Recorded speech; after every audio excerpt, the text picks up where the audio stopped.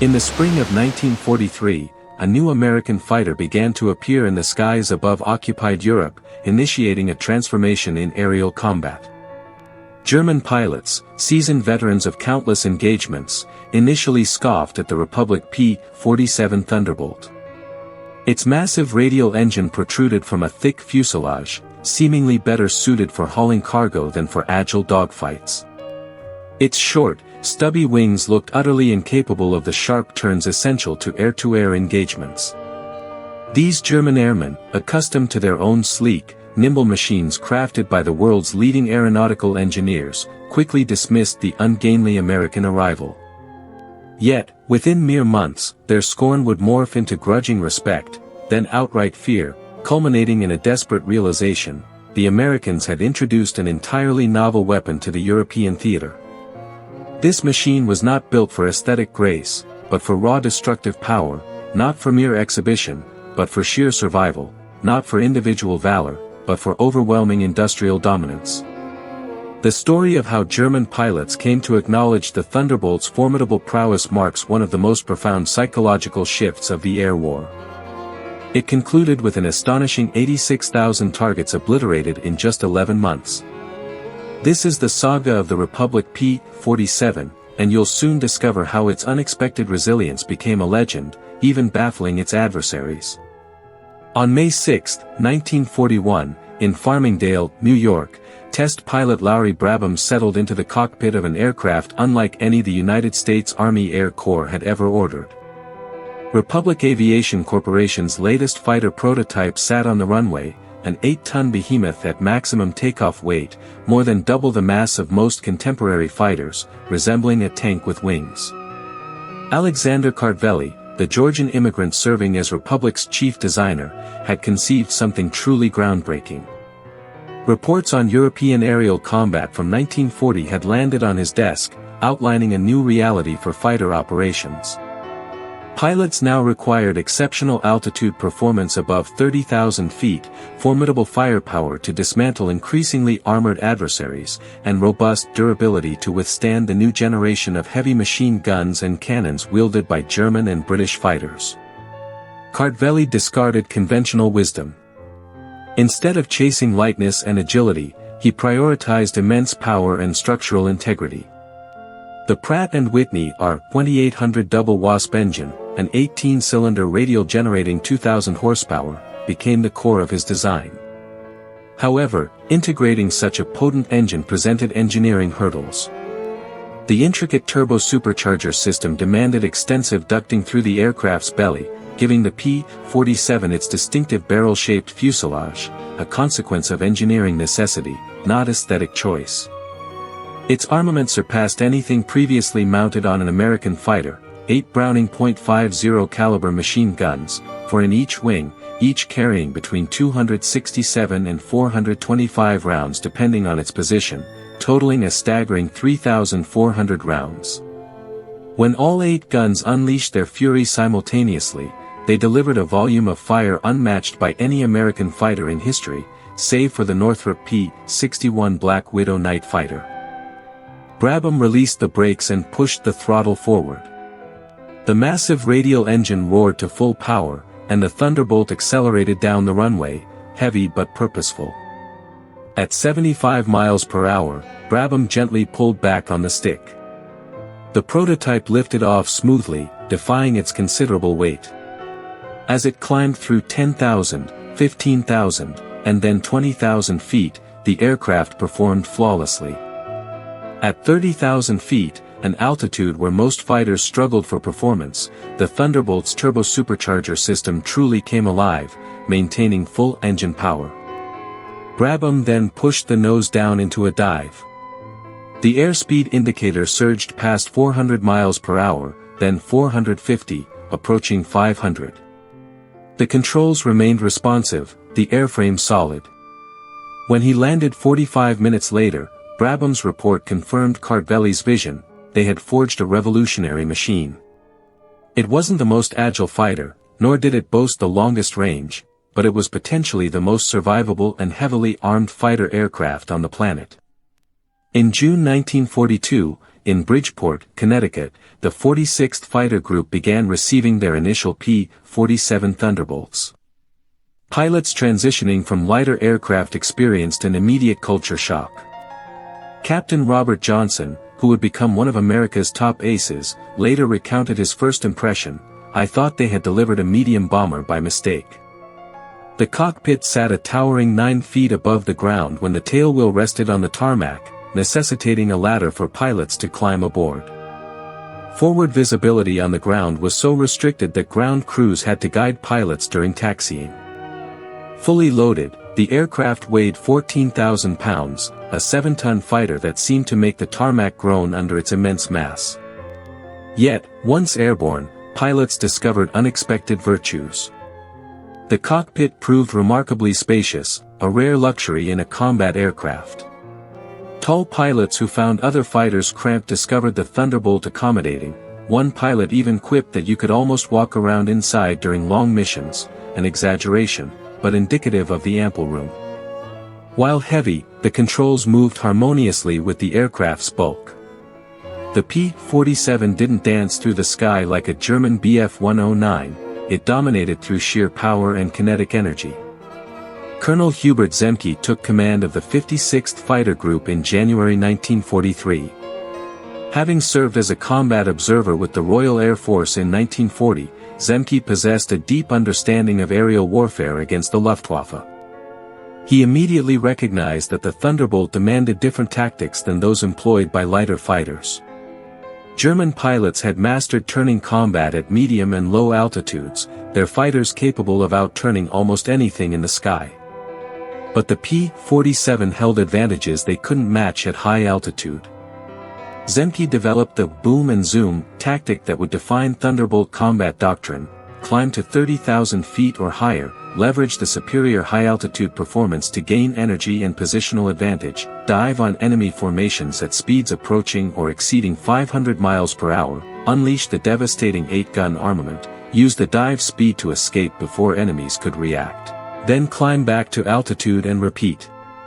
It was energy fighting in its purest form. The Thunderbolt couldn't outturn German fighters, but it could outdive them, outclimb them at altitude, and absorb damage that would obliterate any other fighter. On April 13, 1943, the 56th Fighter Group flew their inaugural combat mission from Horsham St. Faith Airfield in England. Major General William Kepner, commanding the 8th Air Force fighter units, had issued explicit orders. The primary mission was bomber escort, protecting the heavy bombers attacking German industrial targets, engaging enemy fighters only when necessary to achieve this objective. The Thunderbolts rendezvoused with a formation of Boeing B-17 flying fortresses at 25,000 feet over the English Channel. The bomber stream stretched for miles, hundreds of 4-engine aircraft heading towards targets in occupied Europe. German radar stations tracked their approach, and Luftwaffe fighter units scrambled from airfields across northern France and Belgium. The first interceptions occurred near the Belgian coast, as Messerschmitt Bf-109 and Focke-Wulf FW-190 fighters ascended to challenge the Americans. German pilots had refined their tactics over 3 years of war. They knew how to exploit vulnerabilities in bomber formations and understood the capabilities and limitations of escort fighters. What they didn't yet fully grasp was the Thunderbolt. Over the next 3 months, Luftwaffe fighter units encountered Thunderbolts with increasing frequency, and each engagement reinforced the same pattern. American pilots steadfastly refused turning combat. They fought from altitude, leveraging speed and dive performance, and their aircraft absorbed punishment that would have destroyed German fighters. June 26, 1943. Lieutenant Robert Johnson, flying P-47D serial number 23906, nicknamed All Hell, faced the reality that would make the Thunderbolt legendary. Johnson had escorted bombers deep into Germany. As he turned for home, low on fuel, a flight of German fighters caught him alone. What followed became one of the most documented survival stories of the air war. German fighters attacked repeatedly, riddling Johnson's aircraft with hundreds of rounds. His canopy jammed, hydraulic fluid sprayed across the windscreen, control cables were severed. The fuselage became a sieve of bullet holes. Johnson counted over 200 impacts after landing. His wingman had been shot down. He was alone, crippled, 200 miles from safety. But the Pratt & Whitney R-2800 engine kept running. The thick aluminum skin and redundant control systems kept the aircraft flyable. Johnson nursed the battered Thunderbolt across occupied Europe, unable to bail out due to the jammed canopy, fighting to maintain altitude with damaged controls. A Focke-Wulf FW-190 pulled alongside. The German pilot stared at the shattered Thunderbolt, its interior clearly visible through the bullet-riddled fuselage. He could see Johnson in the cockpit, wounded but conscious. For a long moment, the two pilots flew in formation. Then, the German pilot saluted, a gesture of respect for a doomed man, and rolled away without firing. No German fighter could have survived what he saw. The pilot must have believed Johnson would crash within minutes. Johnson made it back to England. Ground crews counted 210 bullet and cannon shell impacts. The fuselage looked like scrap metal, ready for salvage. But after 3 weeks of repair, all hell returned to combat. Word of Johnson's survival spread through both American and German squadrons. For American pilots, it proved the Thunderbolt's legendary toughness. For German pilots, it raised disturbing questions. What kind of aircraft could absorb such damage and keep flying? What did this say about American engineering capability? What did it mean for pilots who had grown accustomed to the relative fragility of their own fighters? On October 8, 1943, Major Hans Philipp, a Luftwaffe ace with over 200 confirmed victories, led his fighter wing on an interception mission. Philipp embodied the Luftwaffe's elite, having flown over 500 combat missions and holding the Knight's Cross with oak leaves and swords, one of Germany's highest decorations. He was considered nearly invincible. At 30,000 feet over Germany, his formation encountered Thunderbolts from the 56th Fighter Group. The Americans held the altitude advantage. Philipp's engine began losing power in the thin air. The Messerschmitt Bf-109, designed for combat below 25,000 feet, struggled at this height. The Thunderbolt's dove. Lieutenant Robert Johnson, flying the same aircraft that had survived the June attack, led his flight into firing position. His combat report was brief: saw hits along the body. Aircraft exploded. No parachute. Hans Philipp, the ace who had survived 500 missions, died in seconds. The psychological impact rippled through Luftwaffe squadrons. If Philipp couldn't survive against these American fighters, what hope did other pilots have? The flying barrel, once mocked, had killed one of Germany's finest. By autumn 1943, American tactics had fully evolved. Thunderbolt pilots no longer engaged in turning fights, they used altitude and speed as weapons. German pilots found themselves forced into defensive postures, unable to reach the Americans at 30,000 feet, unable to escape when Thunderbolts dove from above. The P-47's weaknesses remained: its range was limited. The massive radial engine consumed fuel at prodigious rates, meaning early models could escort bombers only to the German border before turning back. But engineers systematically addressed this. 75-gallon drop tanks extended range to 230 miles in all directions by August 1943. 108-gallon paper tanks pushed range to 275 miles in September. By April 1945, wing pylons plumbed for fuel allowed a 425-mile combat radius, still not enough to reach Berlin. That mission would fall to the longer-ranged North American P-51 Mustang, but for targets within range, the Thunderbolt excelled. And as 1944 began, American strategists identified a new mission that would play to the Thunderbolt's greatest strengths. In January 1944, Supreme Headquarters Allied Expeditionary Force began planning Operation Overlord, the invasion of Normandy. Air superiority over the invasion beaches was an absolute requirement, but air superiority planners needed something more. They needed the systematic destruction of German transportation infrastructure, every railroad, every bridge, every supply depot, every troop concentration, ground attack missions that would expose aircraft to murderous anti-aircraft fire. The P-47 Thunderbolt was built for this mission. Its 18-cylinder radial engine, arranged in 2 rows, could sustain damage that would destroy an inline engine. It could lose 2 or 3 cylinders and keep running. Its thick aluminum skin could absorb 20 mm and 37 mm anti-aircraft shells and remain airborne. Its straight-wing design provided stability for dive bombing and strafing. And its 8.50 caliber machine guns could shred anything on the ground. Lieutenant Colonel Glenn Duncan of the 60th Fighter Group engineered low-level attack tactics in March 1944. Duncan, a rangy Texan with an aggressive temperament, convinced commanders to authorize an operational evaluation of the Thunderbolt as a fast, low-level strafer. He led demonstration missions that showcased the aircraft's capability against ground targets, and the results exceeded expectations.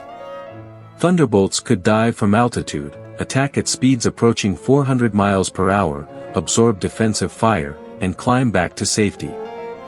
Pilots learned to identify targets from high altitude, plan attack runs that minimized exposure to flak, and coordinate timing so that multiple aircraft hit targets simultaneously.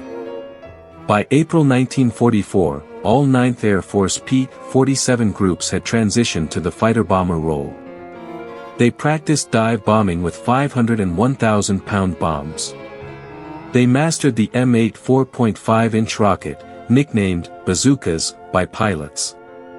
They perfected strafing techniques with the 8-gun armament. They became ground attack specialists while maintaining air combat capability. As D-Day approached, Thunderbolts spread destruction across northern France. Railroad marshalling yards burned. Bridges collapsed. Supply convoys exploded on roads. Airfields became unusable, cratered moonscapes. The attacks deliberately covered the entire area from Brittany to the Pas de Calais, preventing German intelligence from identifying the actual invasion site. German commanders recognized the threat. Anti-aircraft defenses were formidable, 88 mm flak batteries positioned around critical infrastructure, lighter 20 mm and 37 mm guns protecting convoys and troop positions. Even small arms fire posed danger to aircraft attacking at low altitude. Thunderbolt losses increased, but the ratio remained favorable. For every 100 sorties, less than 1 aircraft was lost. The rugged construction that had saved Robert Johnson now saved hundreds of other pilots. Aircraft returned with engines missing cylinders, with control surfaces shredded, with hydraulic systems destroyed, with fuel tanks punctured, and they kept flying. Lieutenant Ray Murphy flew a P-47 nicknamed Chief Seattle. On January 23, 1944, his flight attacked the 6th SS Panzer Army, embarking on trains for transport to the Eastern Front. Flak filled the sky. Murphy's aircraft took hits from 2 40mm and 1 20mm shell. The impacts blew out a tire, fractured the hydraulic system, and knocked 2 cylinders off the engine. Murphy managed to keep the crippled plane flying for 75 miles back to base. The airstrip was covered in ice. As he touched down on 1 good tire and 1 blown tire, 7 tons of Thunderbolt uncompromised landing gear veered off the runway and plowed into a snow-covered field. Murphy cut the engine to prevent fire and climbed out without injury. Chief Seattle returned to combat after repairs. It was finally lost in a takeoff accident on April 18, 1945, having survived months of combat that would have destroyed lesser aircraft multiple times over. June 6, 1944. D-Day. Operation Overlord commenced with the largest amphibious invasion in history.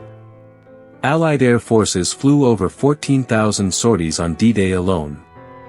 Thunderbolts from the 9th Air Force provided close air support for troops landing on the beaches. They attacked German strongpoints. They interdicted roads to prevent reinforcements from reaching the coast. They flew combat air patrol over the invasion fleet. The Luftwaffe appeared briefly, overwhelmed and ineffective. Years of attrition had ground down German fighter strength.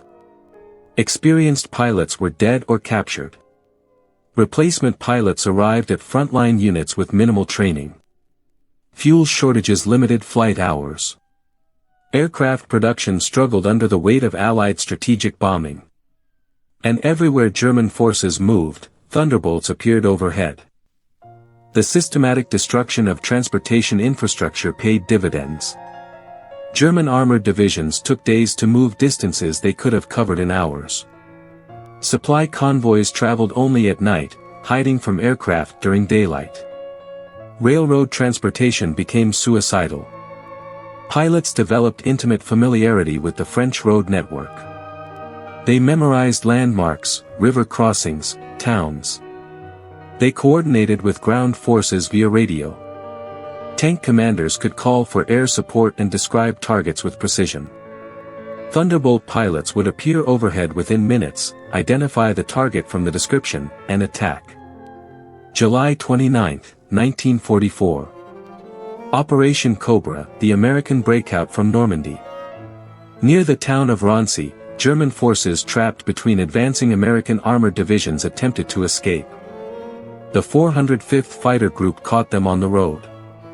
From 3:10 in the afternoon until 9:40 in the evening, Thunderbolts attacked in relays, with bombs, rockets, and strafing runs from their 8-gun armament. When ground forces reached the site the next morning, they found substantial destruction. Multiple sources report different figures, but the devastation was undeniable: dozens of tanks destroyed, hundreds of vehicles, artillery pieces scattered along miles of road. The systematic destruction made retreat impossible. This became the pattern across France. German forces attempting to retreat faced systematic destruction from the air. The Falaise Pocket in August 1944 turned into a killing ground where Thunderbolts and other Allied aircraft devastated German units trapped by encircling ground forces. Oberstleutnant Joseph Priller, a Luftwaffe ace who had initially questioned the Thunderbolts' effectiveness in early 1943, watched his forces destroyed from the air. After the war, he admitted his error: "We laughed at them in 1943. Nobody laughs now." He noted that Thunderbolt guns never jammed, never overheated, and the aircraft outmatched every expectation. He called it the perfect fighter-bomber. Statistics compiled after the war revealed the scale of destruction.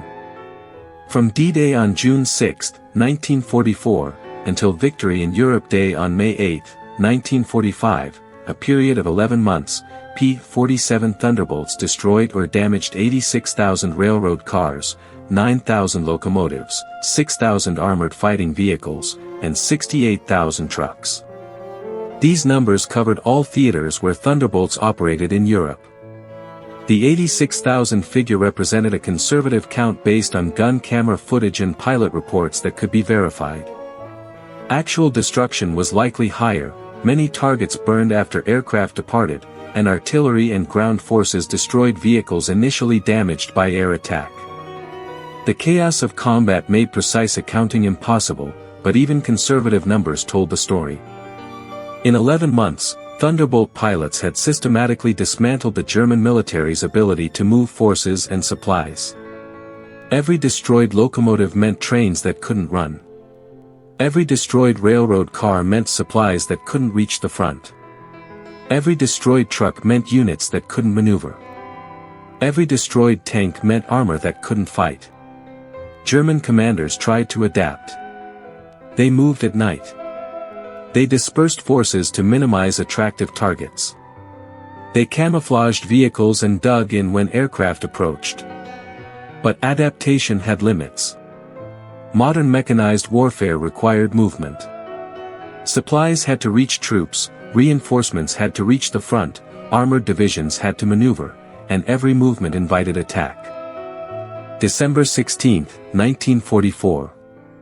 The Ardennes Forest. Germany launched Operation Watch on the Rhine, a surprise offensive through Belgium aimed at splitting Allied forces. American intelligence had missed the buildup, weather conditions prevented aerial reconnaissance. Entire German armored divisions assembled in the forest under cover of clouds and fog. The attack achieved complete tactical surprise. German forces poured through American defensive positions, creating a bulge in the Allied lines. The Battle of the Bulge became the largest land battle in which the United States Army participated, involving 600,000 American troops. Weather remained terrible: low clouds, snow, fog. Conditions that grounded aircraft. For days, German forces advanced while Allied air power sat on the ground. But when the weather cleared on December 23, the Luftwaffe learned what total air superiority meant. Thunderbolt flights patrolled the front lines constantly. They discovered German columns attempting to move supplies and reinforcements. They attacked convoys. They interdicted roads. They struck at every opportunity. First Lieutenant Leslie Bowes flew his P-47, nicknamed Blonde Trouble, on a strafing mission near Neustadt, Germany, on December 17. His flight leader bombed a Wehrmacht convoy. As aircraft pulled up from their attack runs, a tremendous explosion erupted from below. A thunderbolt flying through the debris cloud was hit by shrapnel. The aircraft began smoking heavily. Bowes shouted over the radio. The damaged P-47 continued to fly. The aircraft made it back across Allied lines before belly landing in a snow-covered field. The pilot walked away with minor injuries, another testament to Thunderbolt durability. The Luftwaffe attempted one final blow. On January 1, 1945, nearly 1,000 German fighters and bombers launched Operation Bodenplatte, a surprise strike against Allied airfields. They achieved surprise, destroying over 200 Allied aircraft on the ground, including numerous P-47s. But the losses were replaceable. American industry produced aircraft faster than combat could destroy them. German losses in Bodenplatte, over 200 aircraft and nearly 300 pilots, were irreplaceable. The operation broke the Luftwaffe's back. By late January 1945, German resistance in the Ardennes collapsed. Allied forces eliminated the bulge and resumed their advance toward Germany. Thunderbolts returned to their systematic destruction of German infrastructure, every bridge, every marshalling yard, every supply depot. The grinding campaign continued. First Lieutenant Robert Brull flew low-level missions from K-29 airfield in Belgium during January 1945. He described the intimate coordination with ground forces. Tank commanders radioed coordinates, fighter pilots overhead located targets based on descriptions. You would have an army guy in a Sherman tank talking to you on the radio. When you appeared overhead he would say something like, "We need you to bomb the German tank hiding behind the little farmhouse with the red roof." The problem was that dozens of farmhouses with red roofs were visible from altitude. To solve this, fighter pilots rotated to the front lines. They joined ground units and directed airstrikes personally. They could speak pilot language while seeing the battlefield from ground level. This coordination made Thunderbolt strikes devastatingly effective. The final months of the war became a rout. German forces retreated across the Rhine. Allied armies advanced 50 miles some days. Thunderbolts ranged across Germany, hunting targets. They found columns of horse-drawn artillery, a sign of complete German desperation. They found trains loaded with supplies, destroyed before reaching troops. Pilots faced increasing danger from small arms fire. Desperate German soldiers shot at anything that flew, but the Thunderbolt's durability continued to save lives. Lieutenant Cliff Seri took a 20 or 37 mm shell in his engine cowling while strafing trucks near Sarreguemines on November 20, 1944. The engine kept running despite damaged cylinders. Oil sprayed across the windscreen, making forward visibility impossible. His wingmen talked him back to base 125 miles away. The aircraft landed safely. April 1945. Allied forces drove deep into Germany. The end was near. But Thunderbolt pilots still flew daily missions. First Lieutenant Raymond Knight of the 346th Fighter Squadron, 350th Fighter Group, volunteered repeatedly to lead attacks on enemy airfields. On April 24 and 25, he flew his P-47D, nicknamed "Oh Johnny," into intense ground fire on low-altitude reconnaissance and strafe missions. Knight's aggressiveness destroyed numerous German aircraft on the ground, but on April 25, ground fire struck his aircraft during a strafing run. The Thunderbolt crashed. Knight died in the impact. He was posthumously awarded the Medal of Honor for his actions, one of two P-47 pilots to receive the nation's highest decoration. May 8, 1945. Victory in Europe Day. The war in Europe ended. Final statistics revealed the Thunderbolt's impact: over 746,000 sorties of all types, an aerial kill ratio of 4.6 to 1, over 7,000 enemy aircraft destroyed, more than half in air-to-air combat, more in ground attacks, and a remarkably low loss rate of 0.7% for the intensity of operations. 15,683 P-47s were built between 1941 and 1945. 3,499 were lost to all causes in combat. More P-47s were produced than any other American fighter in history. The sheer scale of production demonstrated American industrial capacity. But numbers alone don't capture the Thunderbolt's significance. The aircraft represented a fundamental shift in fighter design philosophy. Previous fighters emphasized agility, speed, and lightweight. The Thunderbolt emphasized firepower, durability, and survivability. It accepted weight in exchange for protection. It sacrificed some maneuverability for devastating armament. It prioritized bringing pilots home over achieving maximum performance. This reflected American strategic thinking. The United States could build thousands of fighters, it could train thousands of pilots, but every pilot saved, every aircraft that returned despite damage, multiplied combat effectiveness. A pilot who survived his first tour could fly a second tour, an aircraft that landed despite battle damage could be repaired and returned to combat. German fighters, elegant and high-performing, were often fragile.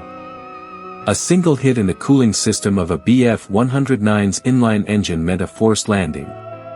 Damage to control systems often meant the loss of the aircraft. American pilots frequently had no choice but to bail out from damaged fighters. American pilots in Thunderbolts often could nurse crippled aircraft home. The psychological impact on German pilots was profound. Knowing that enemy aircraft could absorb incredible punishment while their own fighters couldn't created constant stress. Every engagement carried higher risk. Every damaged aircraft meant a dead or captured pilot rather than a reparable machine. Luftwaffe ace Heinz Bahr, who survived the war with 220 confirmed victories, summarized German respect for the Thunderbolt. He said the P-47 could absorb an astounding amount of lead and had to be handled very carefully. Coming from a pilot who had fought for 6 years, who had flown against every Allied fighter type, who was among the Luftwaffe's most skilled survivors, this assessment carried weight. The transformation of German attitudes was complete, from mockery in April 1943 to fearful respect by 1945, from the dismissive nickname of "Flying Barrel" to acknowledgement as the perfect fighter bomber.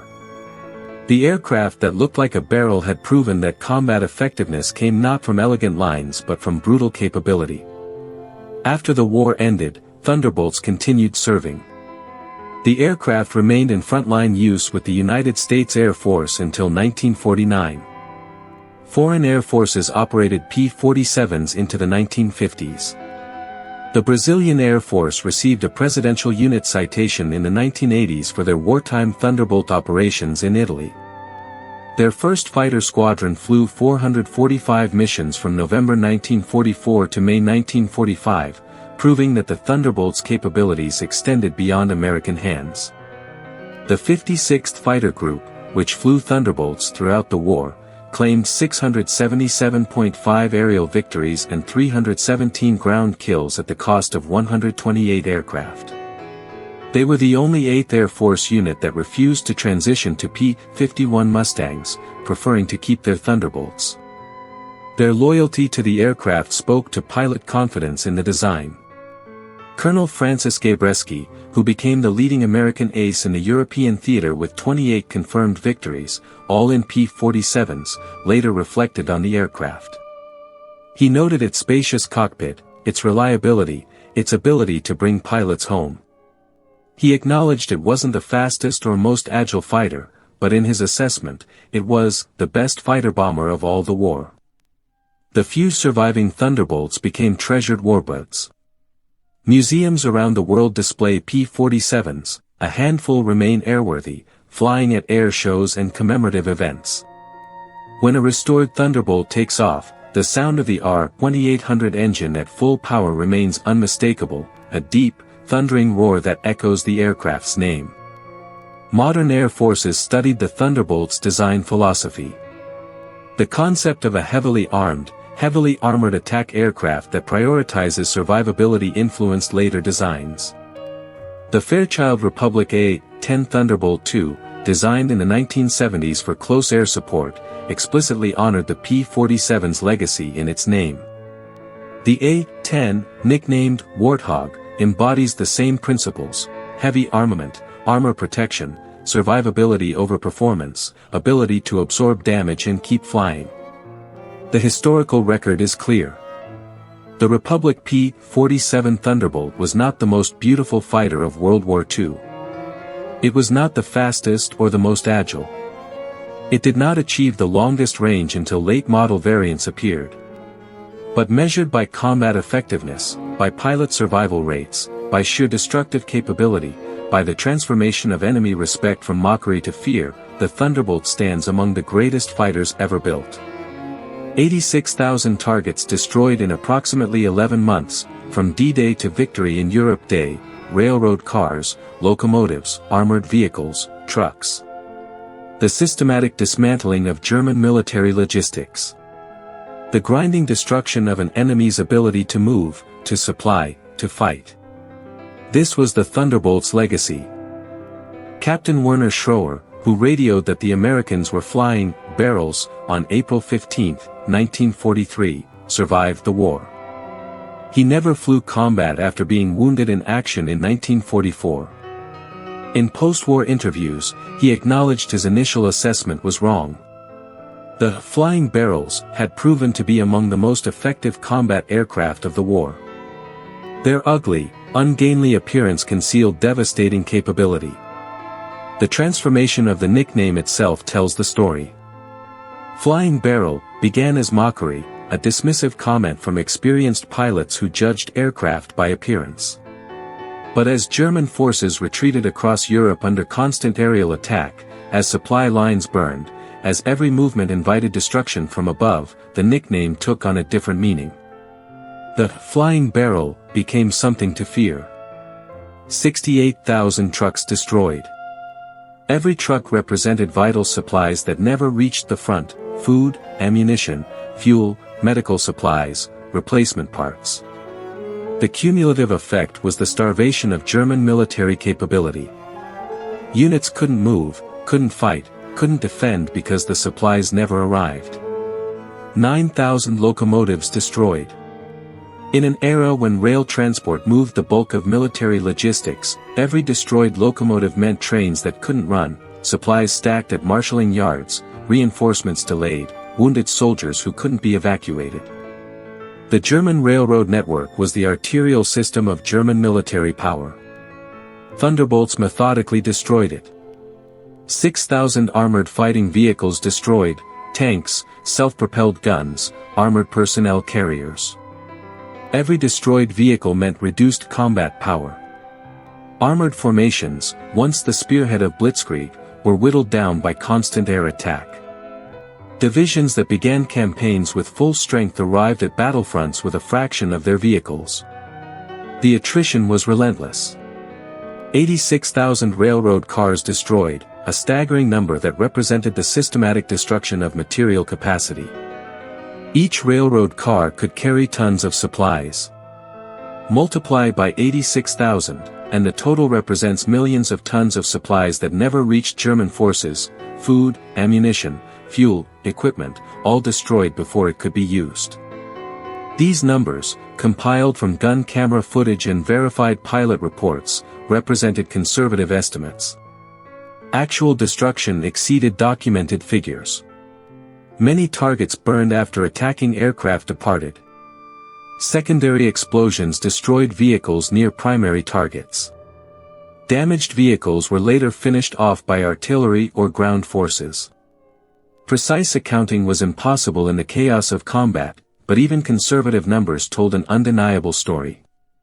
American industrial capacity translated into combat aircraft, translated into pilot training, translated into tactical doctrine, had achieved systematic destruction of enemy military infrastructure. The flying barrel, mocked and dismissed in 1943, had become the instrument of German military logistics destruction by 1945. The lesson extended beyond World War II. Modern military strategists studied the Thunderbolt campaign. They recognized that air superiority, combined with systematic interdiction, could cripple even large, well-equipped ground forces. The concept of deep battle, attacking enemy logistics and reserves before they reached the front, was validated by Thunderbolt operations in Europe. The P-47 demonstrated that aircraft design involved trade-offs. Maximum performance in one area meant accepting limitations in others. Its designers chose firepower and survivability over agility and range. This choice proved correct for the missions the aircraft ultimately flew. Ground attack required durability more than maneuverability. Survivability mattered more than maximum speed. Pilots learned that tactics mattered as much as aircraft performance. Lieutenant Colonel Hubert Zemke's boom and zoom doctrine allowed Thunderbolt pilots to exploit their aircraft's strengths while avoiding its weaknesses. Energy fighting at high altitude negated German turning advantages. Diving attacks used weight and power as weapons. This tactical innovation transformed the Thunderbolt from a mediocre turning fighter into a devastating energy fighter. The 56th Fighter Group's loyalty to the Thunderbolt, refusing to transition to Mustangs when every other 8th Air Force unit made the switch, demonstrated pilot confidence. These men had flown combat missions daily for 2 years. They knew the Thunderbolt's capabilities and limitations intimately. Their choice to keep flying it spoke volumes about the aircraft's qualities. Modern pilots who fly restored Thunderbolts report that the aircraft feels solid, stable, and powerful. The controls are heavy but positive. The sound and vibration of the massive radial engine provide constant feedback. The aircraft inspires confidence through its sheer solidity. One pilot described it as, flying a tank, meant as a compliment rather than criticism. The historical significance of the Thunderbolt extends beyond combat statistics. The aircraft represented American industrial philosophy applied to warfare: build it heavy, build it strong, build it reliable, accept weight in exchange for capability, prioritize quantity and quality together rather than chasing maximum performance at the expense of all else. This philosophy worked. 15,683 aircraft built. A production run that demonstrated manufacturing capacity. Each aircraft required thousands of parts, manufactured by subcontractors across the United States, assembled at Republic Aviation's factories in Farmingdale, New York, and Evansville, Indiana. The supply chain management, quality control, and workforce training necessary to produce over 15,000 complex aircraft during wartime represented organizational achievement, matching the technical achievement of the design itself. Every P-47 that rolled off the production line represented American economic power translated into military capability. Aluminum refined from bauxite mines, steel forged in mills, rubber from synthetic production plants, electronics from radio manufacturers, instruments from precision machine shops, engines from Pratt & Whitney's factories, all coordinated, all synchronized, all delivered to Republic Aviation for final assembly. German aircraft manufacturers produced excellent designs but couldn't match American production volume. The Focke-Wulf FW-190, arguably Germany's best piston engine fighter, had 20,000 examples built during the entire war, more than the Thunderbolt, but produced over a longer period. The Messerschmitt Bf 109, Germany's most produced fighter, reached over 33,000 examples, impressive, but split between multiple variants and produced across 6 years of war. American fighter production totaled over 99,000 aircraft between 1940 and 1945, P-40 Warhawks, P-38 Lightnings, P-47 Thunderbolts, P-51 Mustangs, P-63 King Cobras, P-80 Shooting Stars. The sheer volume overwhelmed Axis production. For every German fighter destroyed, American factories produced 2 replacements, 3 replacements, 5 replacements. This production advantage, combined with superior pilot training and tactical innovation, created an unstoppable combination. German pilots faced increasing numbers of increasingly skilled opponents flying increasingly capable aircraft. The attrition rate favored the Allies overwhelmingly. Experienced German pilots died. Replacements arrived with minimal training. Aircraft quality declined as material shortages forced substitutions and simplifications. The Luftwaffe entered a death spiral from which it never recovered. The Thunderbolt contributed significantly to this attrition. Its low loss rate meant pilots survived to fly multiple tours. Its heavy armament made it deadly in both air and ground combat. Its durability meant aircraft returned despite battle damage for repair and reuse. The cumulative effect multiplied combat power over time. In the final accounting, the Republic P-47 Thunderbolt stands as one of history's most effective combat aircraft, not because it was the best at any single measure of performance, but because it was superbly effective at the missions it flew, because it brought pilots home alive, because it destroyed enemy capabilities systematically and relentlessly, because it transformed from a mocked, flying barrel, into a feared instrument of destruction. 86,000 targets in 11 months. A number almost too large to comprehend. Think of it differently: 7,800 targets destroyed per month, 258 targets per day, every single day for 11 months, 10 targets per hour, around the clock. A constant, grinding destruction of enemy capability. The Germans called it the flying barrel. They meant it as mockery, but history remembers it as one of the aircraft that won World War II, the barrel that helped destroy the Third Reich. The men who fought against America left the most honest record of its power. Battlescars brings you one of those stories every single day. If this one held you to the end, subscribe, tomorrow's story is already waiting. And your next one is right here.